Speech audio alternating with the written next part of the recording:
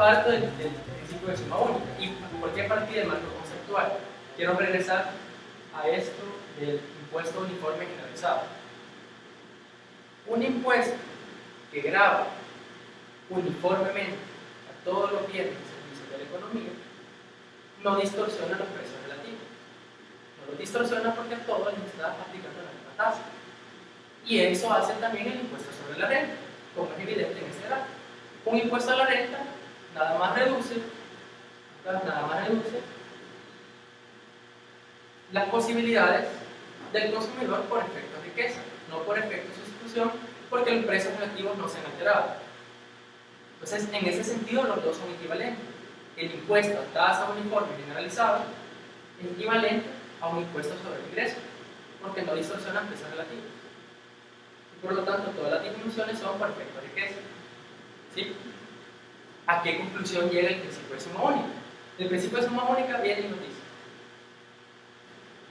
el impuesto al ingreso es superior al impuesto sobre el gasto, a tasas no uniformes, a impuestos sobre bienes específicos, impuestos al cigarro, impuestos al alcohol, impuestos a ciertas importaciones, para proteger ciertas industrias del país. Entonces, usando el axioma de transitividad, si el impuesto al ingreso es equivalente a un impuesto a tasa uniforme, si el impuesto a tasa uniforme es preferible, no encontré el signo de preferible, lo puse mal, es preferible a impuestos por tasa no uniforme, por transitividad y por el axioma de reflexividad también, es de esperar que el impuesto al ingreso sea preferible a un impuesto a tasas no uniformes. Y este es lo que dice el principio de suma única. Dice, el impuesto a tasa uniforme generalizado es equivalente a un impuesto al ingreso. El impuesto a tasa uniforme es preferible a un impuesto a tasas no uniformes. Por lo tanto, por transitividad, el impuesto al ingreso es preferible a impuesto a tasas no uniformes. Pero esto, les repito, solo sería válido si una economía estuviera compuesta por un individuo y solo existieran dos bienes en ese grupo, cosa que sabemos no es. Entonces, ¿a dónde está la primera inconsistencia? Lo que les acabo de decir. El ideal es que ese impuesto a tasa uniforme sea sobre todos los bienes, pero inevitablemente existen bienes que no van a ser grabados. Y aquí el listado del modelo. Las exportaciones son grabadas. No tendría sentido grabar las exportaciones. Tienen que ir a pagar impuestos del país a donde van a llegar a comercializarse. Los bienes y servicios públicos tampoco. Si es el gobierno quien da servicios de salud, servicios de educación, el DUI, si en algún momento da las licencias de conducir, el NIT, eso no paga IVA. Si se piensa en un impuesto de tasa generalizada, esos bienes no van a ser grabados.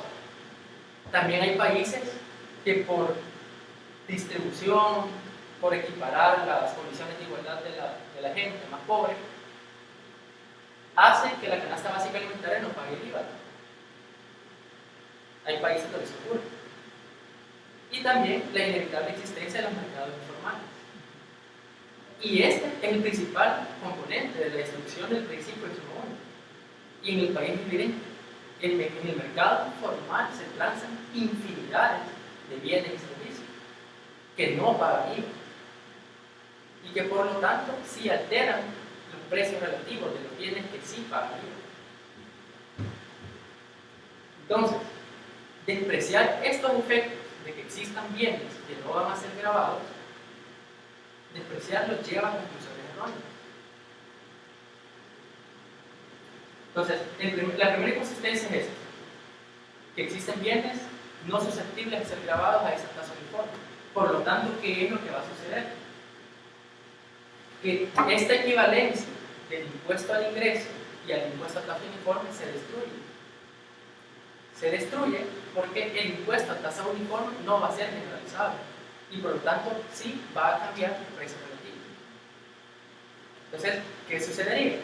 Que si el impuesto al ingreso ya no es equivalente al impuesto a tasa uniforme, pero que sí se sabe que el impuesto a tasa uniforme es preferible al impuesto a tasa uniforme, la tercera regla de preferencia ya no sería completa, sería indeterminada, porque se destruyó la primera relación de equivalencia. A partir de ahí es que se logra votar, en primer lugar, la conclusión del principio de suma única. La segunda, que quiero hablar ya de los efectos directos. El principio de suma única, como les dije, se basa en un simple cálculo aritmético. ¿Qué está suponiendo? Supone de que la reducción de las posibilidades de cada individuo son cuantificables. Pero tener ese dato en la vida real es muy difícil. Y aunque fuera posible, hay que preguntarse a dónde se va el dinero recaudado por los impuestos. Porque en el gráfico del principio de suma única nada más se ve la disminución de posibilidades por efecto precio, si es un impuesto al gasto, o por efecto riqueza, por efecto precio y por efecto riqueza, si es por cambio de un precio relativo, y por efecto riqueza, si es por cambio si es un impuesto a la renta.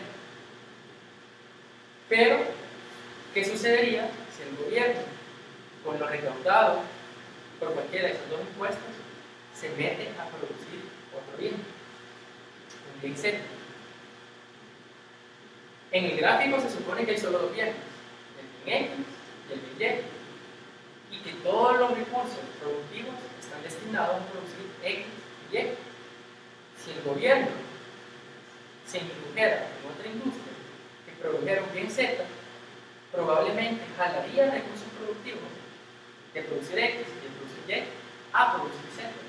Y aparte de las reducciones de posibilidades por efecto ingreso y efecto sustitución, habría reducciones en las posibilidades técnicas, de producción. Porque el gobierno está jalando artificialmente recursos de producir X y de producir Y. Entonces, ¿ahí qué sucedería? Que el gráfico ya no valdría, o ya no sería válido. ¿Por qué? Porque habría que incorporar otro eje, el eje Z, el eje que implicaría que serían los servicios del gobierno está produciendo. Entonces, también estamos usando la aritmética, la geometría para decir por qué eso no sería válido. Pero bien, esa es una posibilidad, que el gobierno venga, agarre el dinero y se ponga a producir también. Esa es una posibilidad. También existe la posibilidad que no lo haga. Pero ahí hay otro efecto, que es los precios. Y todo lo que desencadena el movimiento del precio en una economía. Y eso es lo que vamos a ver ahorita. Esto que yo he puesto en el nivel del precio en un enfoque analítico ya es los argumentos de Friedman. Ya son los argumentos de Friedman para destrozar, por decirlo así, el principio de suma única. Vale. Suponiendo que el gobierno no se mete a producir el bien Z, sino que simplemente recauda, ya sea por el impuesto a la renta, ya sea por el impuesto al gasto, en el corto plazo se va a haber desempleo. ¿Por qué se va a haber desempleo? ¿Por qué nos dice la teoría que va a haber desempleo? Y esto tiene que ver también con un problema que a lo largo de la historia ha requerido trabajo mental de los economistas, que es el ajuste de la producción al consumo. Porque nosotros vemos que se transan bienes en la economía constantemente, casi a diario. Pero a veces no nos hacemos la pregunta si lo que se produce es lo que se consume.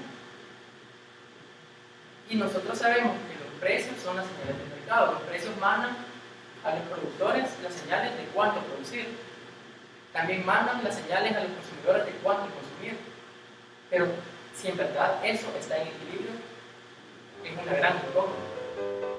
Es una gran incógnita porque los precios están cambiando. Nosotros no sabemos si en verdad la producción está ajustada al consumo.